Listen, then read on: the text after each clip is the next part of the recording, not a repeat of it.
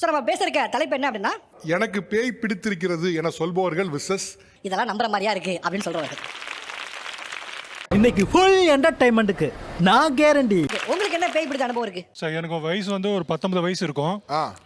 அப்போ வந்து பார்த்தீங்கன்னா ஒரு மோகினி பிசாசா நான் பாதிக்கப்பட்டிருந்தேன். அச்சோ அவரா பயங்கரமான வராச்சே. லேடிஸ் தான் அவங்க மோகினி பிசாசுங்கிறது. அவங்க வந்து மேரேஜ் ஆகாம செத்து போறாங்க பாத்தீங்களா? அந்த மாதிரி ஒரு பிசாஸ் தான் வந்து என்னை பிடிச்சது. என்னையா சொல்ற? உண்மைதான் சார் சொல்றேன். என்ன சொல்றேன்னா, ஆனா மத்தவங்க எல்லாம் பேய் பிடிச்சப்ப பயத்தோட சொன்னாங்க, இவன் மட்டும் ஜாலியா சொல்றியா?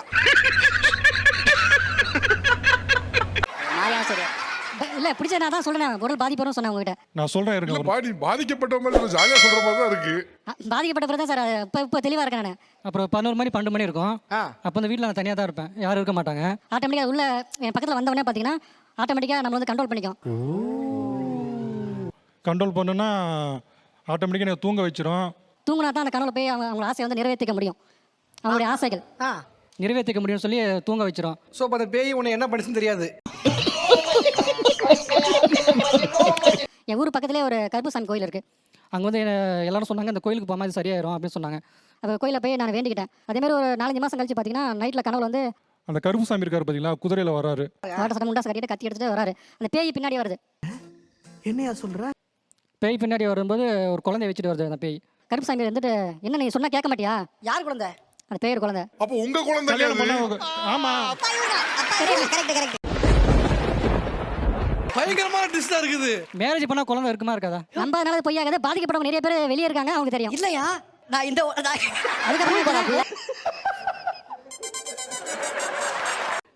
நான் ஐவிஎஃப் குழந்தை கேள்விப்பட்டிருக்கேன், டெஸ்ட் டியூப் குழந்தை கேள்விப்பட்டிருக்கேன். பேயோட ஒரு குழந்தைலாம் என்னால சாமி என்னையா சொல்ற நீ?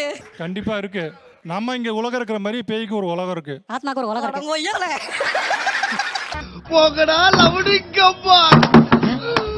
ஆண் குழந்தை பெண் குழந்தை பேர் தான் வச்சு நான் வைக்கலாம், என்ன வச்சுன்னு தெரியல. அவன் சீரியஸா பேசிட்டு இருக்கான்டா. அதெல்லாம் எனக்கு தெரியல. நான் அது டெய்லி வருது கேக்குறது இல்லையா அதெல்லாம்?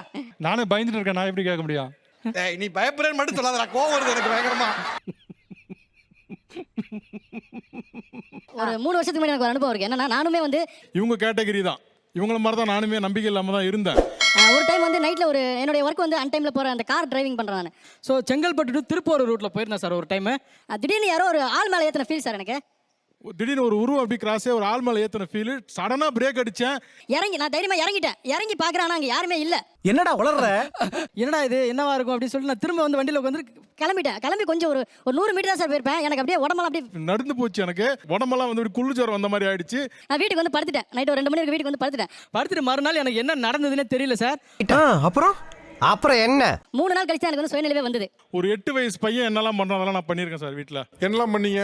அதாவது காலையில உண்மையிலே என் பொண்டாட்டிக்கிட்ட நான் போய் ஆண்டி என் சைக்கிளை காணும் தேடி கொடுங்க, என் பொண்டாட்டியை போய் கேட்டிருக்கேன்.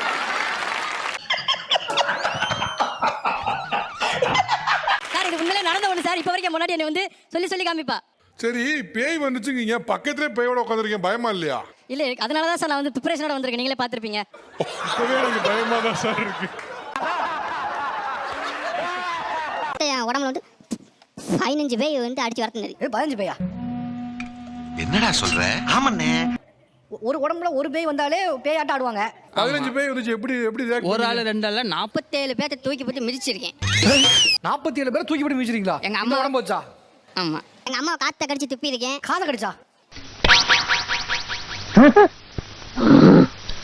எங்க அப்பாவெல்லாம் மூக்க உடைச்சிருக்கேன். என் வீட்டுக்காரம்மாவை நீ யாருன்னு சொல்லி கேட்டிருக்கேன். நான் பக்கத்துல நின்னல, அப்பவாவது சொல்லலாம்ல.